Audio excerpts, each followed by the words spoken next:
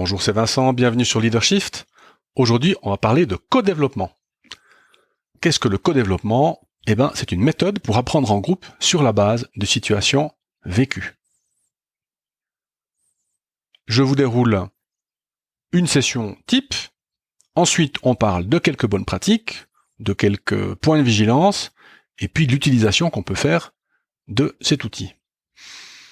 Alors, c'est un travail de groupe, il faut donc un groupe, et donc on va composer le groupe. Alors, si le groupe en question, c'est votre équipe, vous faites le codev avec eux.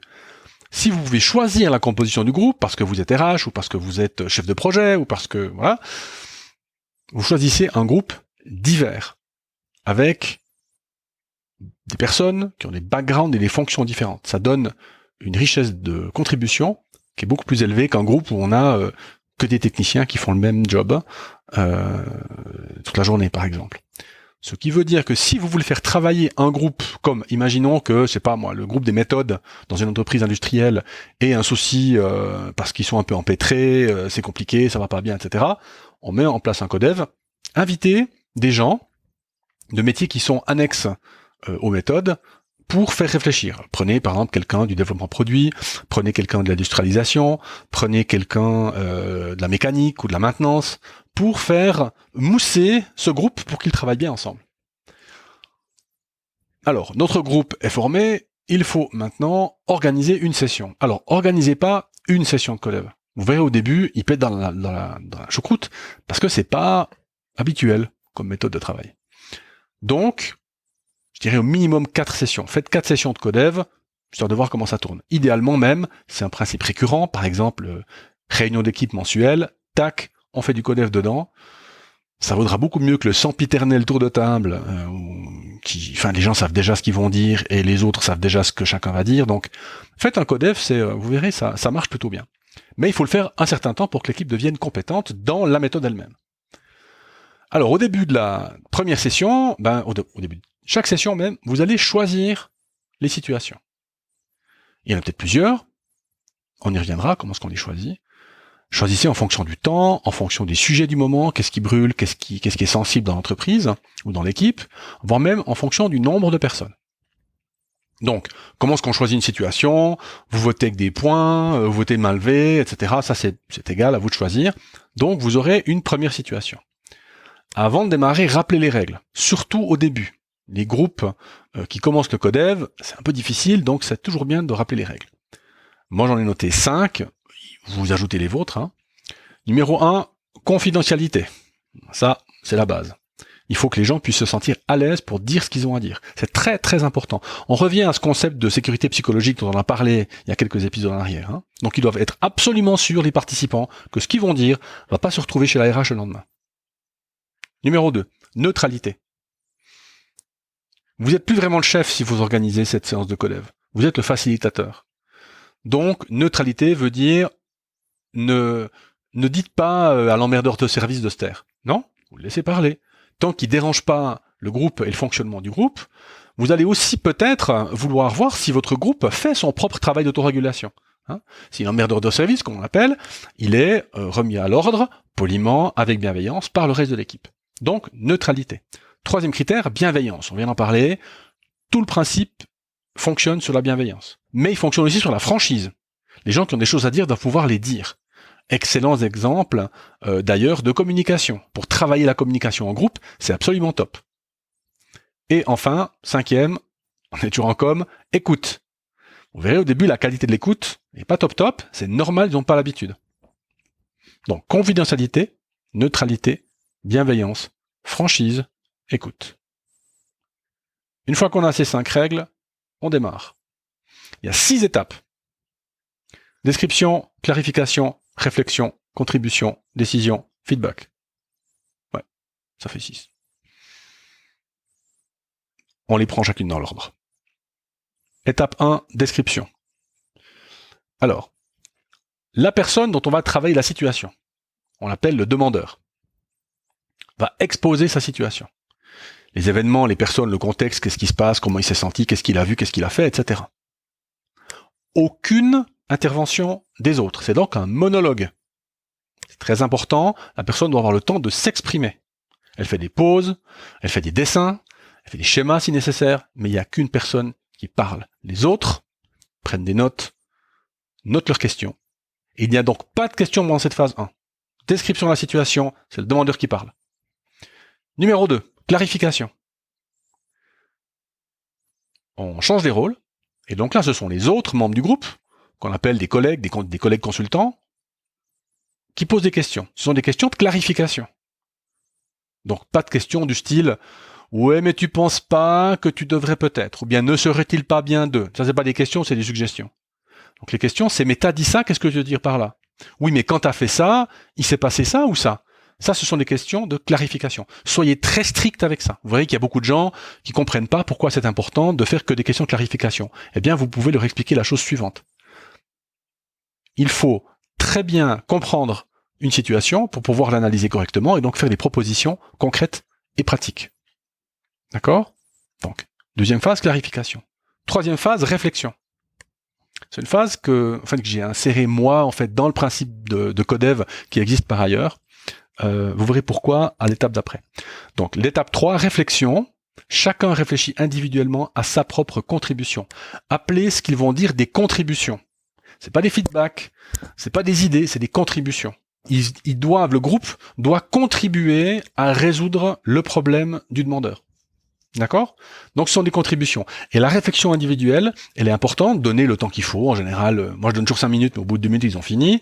Donc, entre 2 et 5 minutes, on verra les timings après, donner le temps à chacun de réfléchir à sa contribution. Phase 4, sans surprise, les contributions. Donc, les collègues consultants donnent leur contribution, une idée, une suggestion, un point de vue, etc. Pas d'interaction avec le demandeur. Le demandeur, il est en forme d'écoute là. Il est vraiment en train de prendre des notes. La personne s'imprègne de ce qui est dit. D'accord ? Il faut donner le temps aux choses de résonner, aux choses de faire écho à l'intérieur du demandeur. D'accord ? Donc, pas de conversation. Ça, c'est la phase 4, contribution. Phase 5, décision. Les collègues consultants ont fait leur travail. C'est donc maintenant le demandeur qui décide de ce qu'il va faire. Et le demandeur établit un plan d'action. De nouveau, pas d'interaction avec les collègues consultants. C'est le demandeur qui parle. Enfin, dernière phase, que j'ai aussi ajoutée. Petit a, quels apprentissages on a fait ?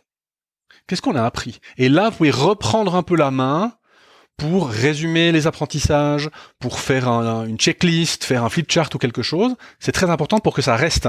Cette phase-là, c'est bien s'il y a une trace visuelle, pour que l'impression visuelle se fasse chez les membres du groupe. Donc, quels sont les apprentissages qui sont faits ?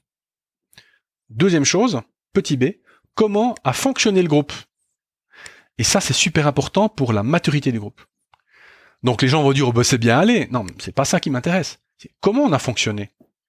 Est-ce que vous avez été frappé par des choses que des personnes ont dit ? Est-ce que vous êtes senti libre pour dire ce que vous aviez à dire ? Est-ce que vous avez senti du soutien ? Est-ce que vous avez senti de la jalousie ? Est-ce que vous avez senti ? Et le groupe réfléchit sur lui-même.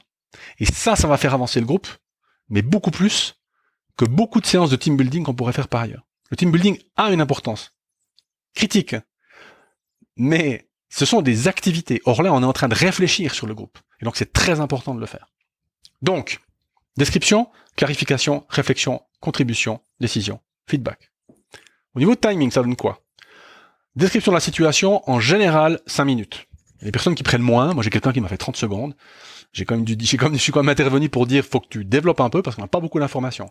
Et vous verrez d'ailleurs, au début, les descriptions sont courtes, 5 minutes, et puis on passe beaucoup de temps en clarification. Entre 10 et 20 minutes. Et plus votre groupe fonctionne, plus vous verrez la phase de description avancer, avec des gens qui vous donnent des descriptions d'une précision incroyable, avec des sentiments, des couleurs, des choses, etc. Et puis, après, une phase de clarification, du coup, qui se raccourcit. Donc, standard, clarification entre 10 et 20 minutes. Ensuite, réflexion individuelle, 5 minutes. Contribution entre 10 et 20 minutes. En général, ça prend ce temps-là. N'arrêtez pas les contributions. Tout le monde doit passer. Numéro 5, décision, en général, ça prend 5 minutes. Et puis le feedback, entre 5 et 10 minutes. Pour les plus téméraires d'entre vous, vous avez fait un calcul. Et donc, effectivement, une situation, ça prend entre 40 et 65 minutes. Eh ben oui, apprendre, ça prend du temps. Apprendre en groupe, ça prend encore plus de temps. On peut faire du turbo co-développement, du turbo co-dev. Et là, on fait 1 minute de description, on fait 2-3 minutes de clarification, 30 secondes de réflexion, 10 secondes par personne de contribution, et puis 1 minute de décision, 1 minute de feedback. Donc on arrive à peu près à un peu plus de 10 minutes, une petite dizaine de minutes. Hein. Mais faites-le pas tout le temps parce que c'est frustrant. Par contre, un groupe qui est très bon en codev déjà, il y a un problème, hop, on appelle tout le monde, on se met autour, ok, codev, situation, il se passe ça, tac, pam, pam, pam, pam, pam, pam, pam, pam, 10 minutes, une solution, plan d'action, on y va, go. Et les gens repartent bosser.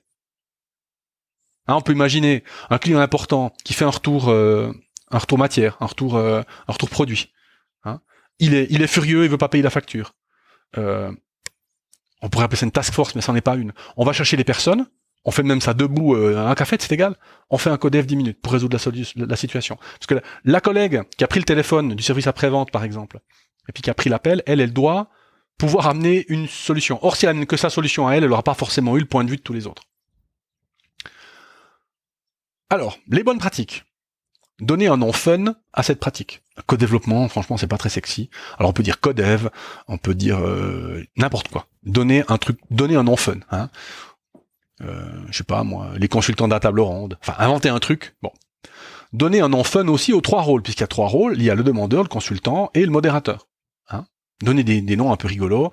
Les gens vont se prendre au jeu et ça donnera un petit côté sympa pour l'exercice. Très important. Faites écrire les contributions lors de la phase 5. Pardon, la phase 4. D'accord ? Faites écrire les contributions. Pourquoi ? Parce qu'au début, vous avez commencé votre tour de table des contributions. Bon, alors Joseph, ok, hein, Joséphine, hein. Ah ben moi comme Joséphine. Ah ben moi aussi. Ah moi aussi. Vous avez eu 2 contributions et tout le monde a dit c'est pareil. Mais ça, c'est la cata. Donc, insistez sur l'individualité de chaque contribution. Qu'est-ce que toi, de ton point de vue à toi, tu peux amener ? Dis pas comme tout le monde. Hein. Et c'est là où vos ronchons, les mecs qui ont toujours un avis, les mecs qui ont toujours quelque chose à dire, c'est là ils vont prendre beaucoup de valeur en fait, parce qu'ils vont amener des contributions qui sont différentes. Et vous savez que la diversité des contributions est très importante pour l'intelligence collective. Donc insistez sur le fait qu'ils doivent écrire ce qu'ils veulent dire, faites-leur même à la limite, au début de chaque contribution, faites-leur lire ce qu'ils ont écrit et développer. Comme ça on est sûr qu'on part de quelque chose qui est différent. D'accord ? Le plan d'action. Le groupe peut aider le demandeur. Si le demandeur dit « Ouais, je vois bien ce que vous me dites, mais je sais pas quoi faire », on pourrait presque faire un codev sur le plan d'action. Alors, on va pas le nommer comme ça, mais c'est un peu ça qui va se passer. Tout le monde met du sien, on se met autour du flipchart, et puis on essaie de faire des phases ou des actions pour le demandeur.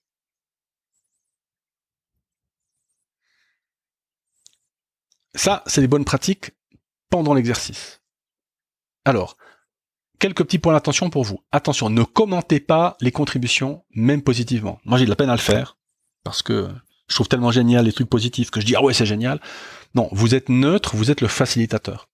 Peut-être dans le feedback, en fin d'exercice, là, vous pouvez dire « Ouais, ça, franchement, j'ai trouvé qu'aujourd'hui, on a fonctionné, c'était super. Tu as Joseph quand t'as dit ça. Moi, j'ai vu Joséphine, qui était vraiment touchée, puis elle a pris note, et puis c'est bien allé. » Donc, faites ça à la fin, mais pendant l'exercice, soyez neutre, ne commentez pas les contributions. Deuxième point de vigilance, vous verrez au début, les situations ont peut-être de la peine à venir. Alors qu'est-ce que ça veut dire ? Ça veut dire que les membres de l'équipe n'ont pas de recul par rapport à leur activité, ce qui est un problème et donc qu'il faut développer.